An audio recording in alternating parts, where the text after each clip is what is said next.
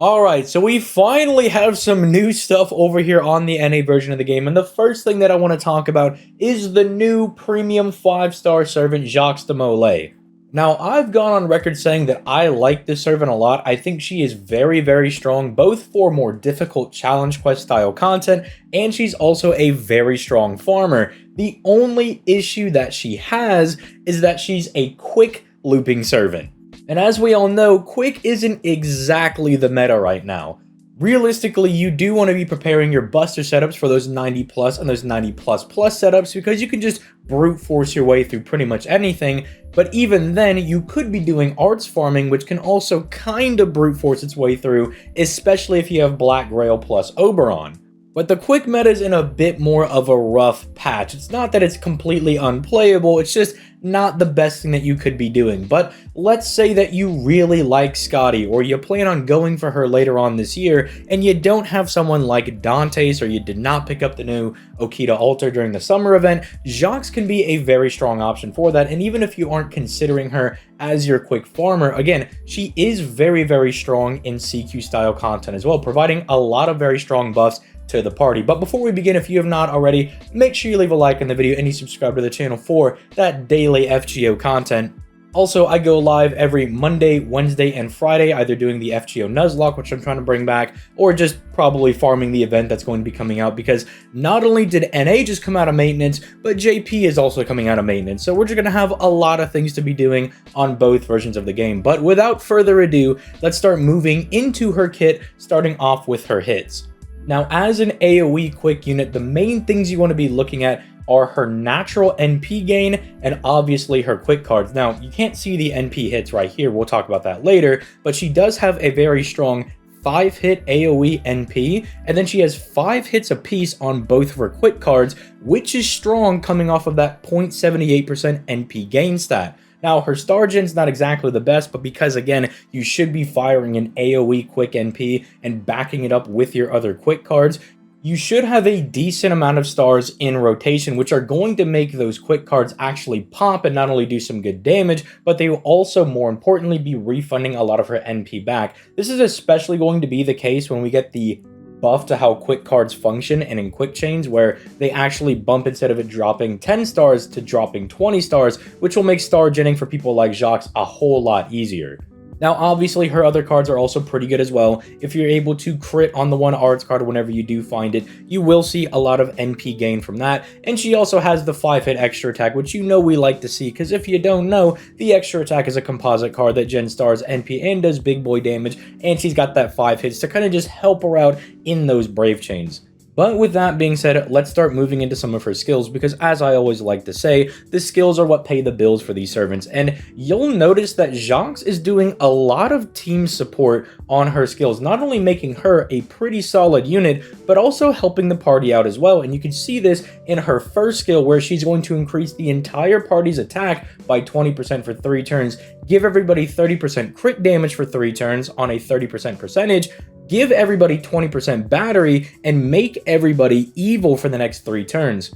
Now, you may be saying, well, ZTL, if you're giving this to Scotty, I mean, sure, helping Scotty get to her NP can be good, because her buffed NP does give you like an attack buff, it can give you a dodge, insta-kill immunity, you know, that stuff is kind of nice. But what I think this is also going to be a little bit better for is if you're doing CQ style content and you're bringing Ruler Scotty when she comes out next summer, because her NP not only does damage, so it can actually benefit from the attack buff, but it also drains the enemy's NP as well to give you a little bit of extra survivability on top of giving you that little bit of chip damage. The evil alignment thing is also pretty interesting. I mean, off the top of my head, I know Moriarty already gives everybody evil alignment, but say that buff is down, you can still use his evil charisma.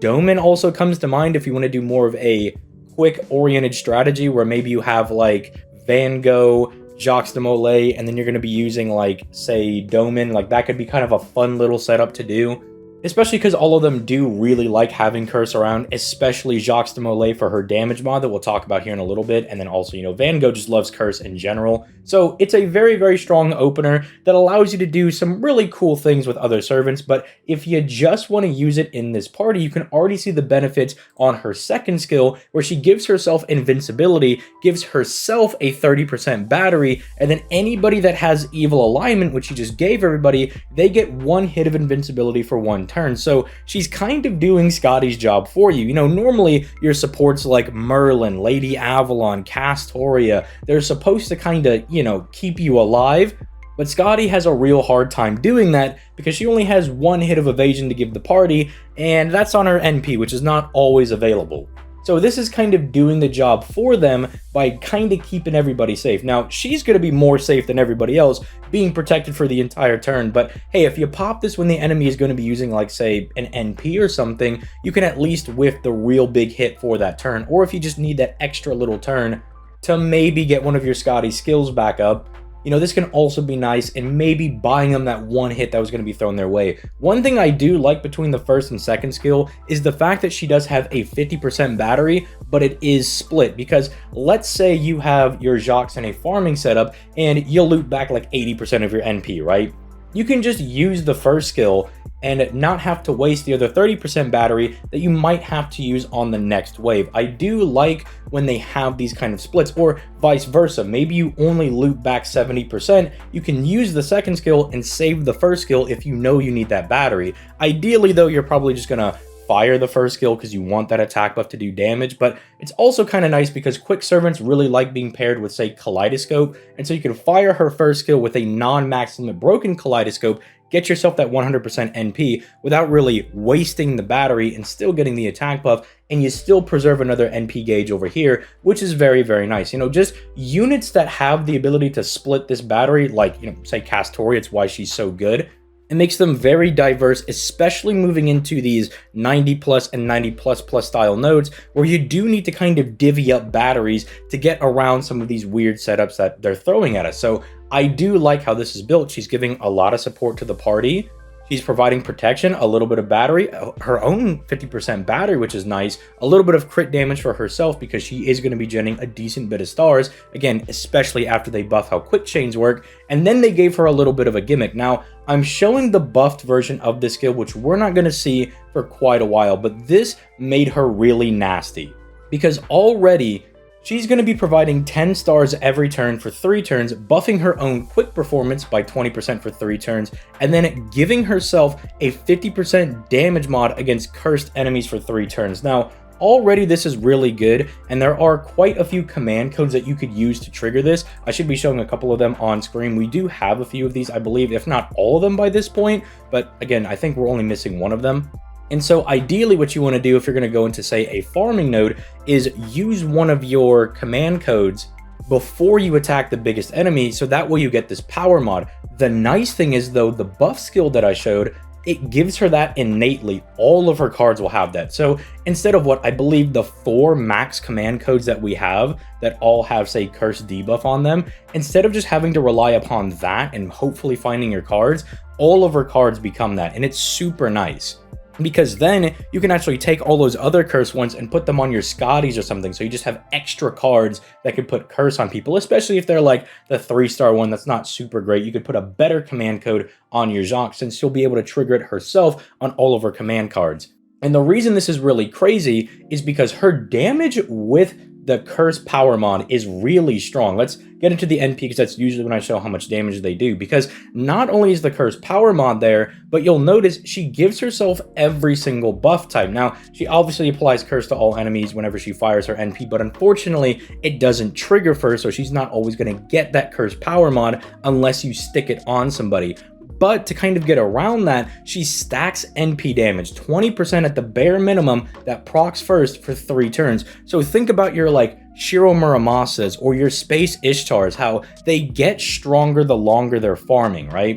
And by the time you get to wave 3, where you have the biggest enemies, you've got a 60% NP damage buff. In fact, if you can afford to, you could plug suit in Oberon, and he'll make her do some pretty good damage, because it's not, any Black Grail or anything that you're using, right? Getting like that 60 to 80% additional NP damage, but still, base 60% that she'll have stacked plus 20% from Oberon, and then he magnifies that buff with his third skill. You could do some pretty nasty things, and it's not like Oberon's a bad person to plug suit. Normally, if you're doing like kind of bad quick setups, and you're using double Scotty right now, you usually have to plug in like a Waver or like a Paracelsus, a Asclepius, somewhat along those lines. But you know, he does give 70%, and that might just be enough by the last node. Plus, she can really take advantage of that. So I do like that a lot about Jacques, and just overall built really well at launch, but then they just gave her that slight buff on her third skill that makes her crazy, because I think I should have already shown the damage charts. You'll see that she's not like super high up there, but you look at her cursed power mod, you see that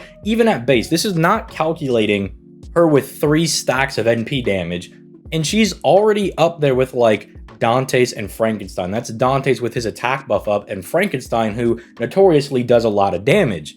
Although, granted, she's a berserker, so she does a little bit more than what you're saying, but you get the general idea. Once she can just pretty much guarantee this all the time, she becomes really crazy. The only reason this gets ruined is if you don't find any of her command cards, which can be a little bit frustrating, especially right now if you don't have any consistency in getting that cursed power mod going. But if you can find it consistently, she turns out to be quite the good servant, and she's very, very strong. That's why a couple years back when I was doing my quick looping tier list, I had her up there at like 4 or 3. Like, she was definitely a very, very solid option. It's just a little too inconsistent, but then they fix that in the future. So if you like Jacques, you end up reading the story and you're like, dude, this is the FGO mommy goth GF that I've been looking for, then you can pick her up knowing that while it might be a little bit janky to use now, you could still kind of get by, especially if you got stuff like K-Scope and Oberon, you could do some fun things.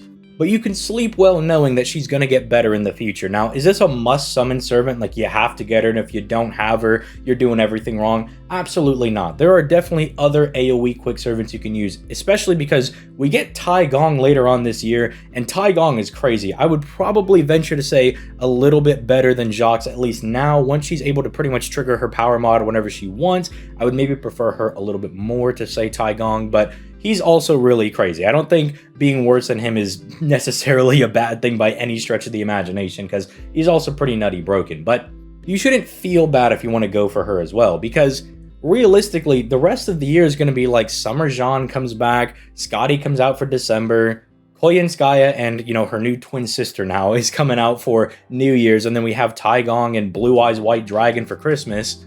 So if none of those guys really interest you, you should have no problem summoning on this banner. And there's also Zenobia, who's a really good consolation prize, who I can at least tell you as someone that's had to use Zenobia a lot on JP at NP1, can put in that work. So not a bad banner to summon on, especially because there's nothing really super hype coming out until I would say Valentine's with Bazette. That's probably going to be like the next super mega insane servant that everybody's going to be going for, besides, you know, obviously reruns of Melusine, Koyenskaya, Scotty, stuff like that. But let me know your thoughts in the comments down below. And if you're one of my JP players who's been using Jacques de Molay for the past couple of years, let others know in the comments down below how you felt her performance was, because, you know, we have varying people. Some people will have her at NP5, some people will have her at NP1, and so you can get varying different performance levels and thoughts from some of those people. So with all that being said, I'm going to go ahead and get out of here and get ready for tomorrow's video, because she's going to get showered with some praises.